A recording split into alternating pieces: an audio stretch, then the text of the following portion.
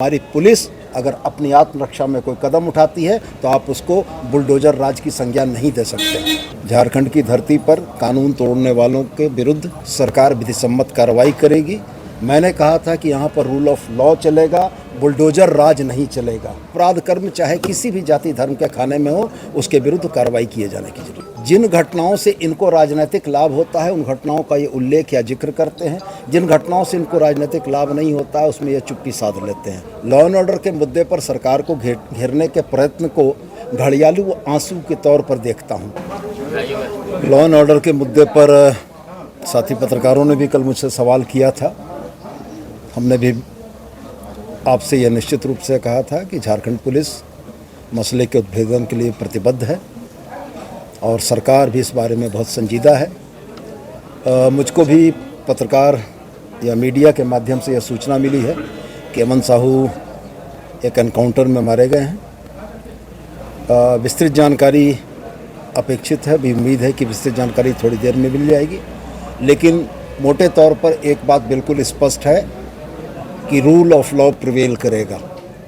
झारखंड की धरती पर कानून तोड़ने वालों के विरुद्ध सरकार विधिसम्मत कार्रवाई करेगी और अपने नागरिकों की सुरक्षा के लिए सरकार कटिबद्ध है।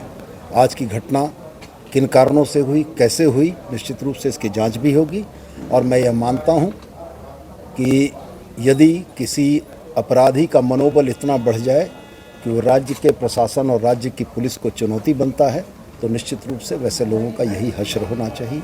और यह निश्चित रूप से एक संदेश है राज्य के उन तमाम वैसे लोगों को, उन वैसे आपराधिक चरित्र के लोगों को कि कानून को अपने हाथ में लेने की कोई भी कोशिश राज्य सरकार किसी भी स्थिति में बर्दाश्त नहीं करेगी और जो विधिसम्मत होगा राज्य सरकार वह करेगी। इस इनकाउंटर माननीय कह रहे थे कि यूपी मॉडल नहीं चलेगा, बुलडोजर मॉडल नहीं चलेगा और ऐसे में सूचना आ जाती है कि एनकाउंटर होता है, वही यूपी मॉडल तो प्रदेश में योगी मॉडल को ही अपनाए रही है झारखंड पुलिस। मैंने यूपी मॉडल शब्द नहीं कहा था और जो माननीय शब्द आप कह रहे हैं वो मैंने ही कहा था। मैंने कहा था कि यहाँ पर रूल ऑफ लॉ चलेगा, बुलडोजर राज नहीं चलेगा। बुलडोजर राज के मायने इस बात के होते हैं कि किसी भी व्यक्ति को सक्षम न्यायालय में अपना पक्ष दिए बगैर उसके घर को ध्वस्त कर देना बुलडोजर राज कहलाता है, जो भारत का संविधान इसको नहीं मानता है।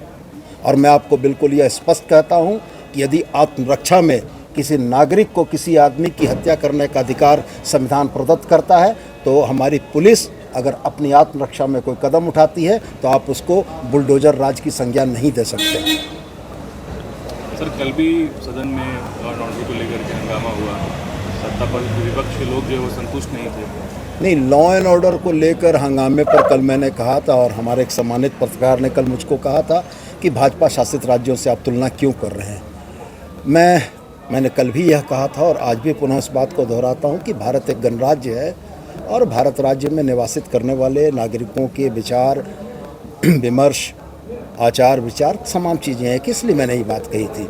लेकिन मैं भारतीय जनता पार्टी के लॉ एंड ऑर्डर के मुद्दे पर सरकार को घेरने के प्रयत्न को घड़ियालू आंसू के तौर पर देखता हूं, इसलिए कि इनके आंखों पर चढ़ा चश्मा जिन घटनाओं से इनको राजनीतिक लाभ होता है उन घटनाओं का ये उल्लेख या जिक्र करते हैं, जिन घटनाओं से इनको राजनीतिक लाभ नहीं होता है उसमें यह चुप्पी साध लेते हैं।